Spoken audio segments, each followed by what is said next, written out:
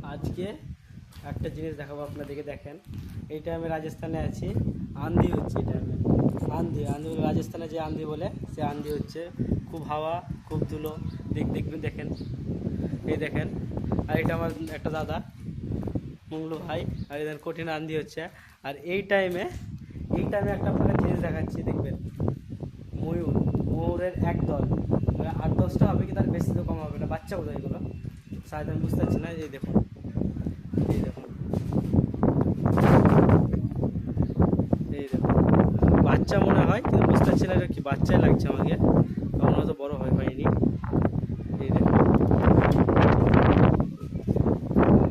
আপনি দেখুন কত আন্ধির টাইমে, এই আন্ধির টাইমে এই দেখুন ময়ূর।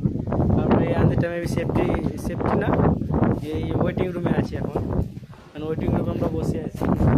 এই ওয়েটিং রুমের কাছে বসে থেকে আমরা এখানে দেখতে পেলাম পাঁচটা ময়ূর।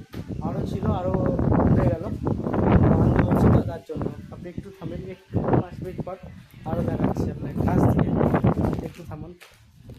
আর আন্ধি দেখুন, আন্ধি, ওরে বাপ রে বাপ, আন্ধি। আর ও দেখুন, ও দেখুন, ও দেখুন, ময়ূরগুলো এখন ছুটে ছুটে পালাচ্ছে। ভয় লাগছে একটু হালকা হালকা, কেন আন্ধি তো, রাজস্থানের আন্ধি এত খারাপ লাগে।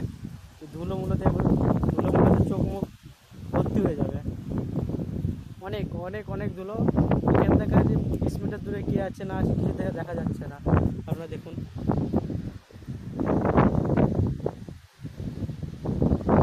এই দেখেন ময়ূর, কটা ময়ূর। আর দেখেন আন্ধি অনেক। এই দেখেন আন্ধি, দেখেন আন্ধি। এখানে আমাদের কাজ চলছে। এখানে সব লেবার থেকে বলা হয়েছে সব সেফটি রুমে চলে যেতে। আমরা এখন আছি ওয়েটিং রুমে বসে আছি।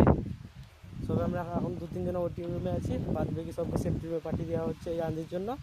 আর এখানে শুধু কয়টা ময়ূর আছে তার জন্য ভাই।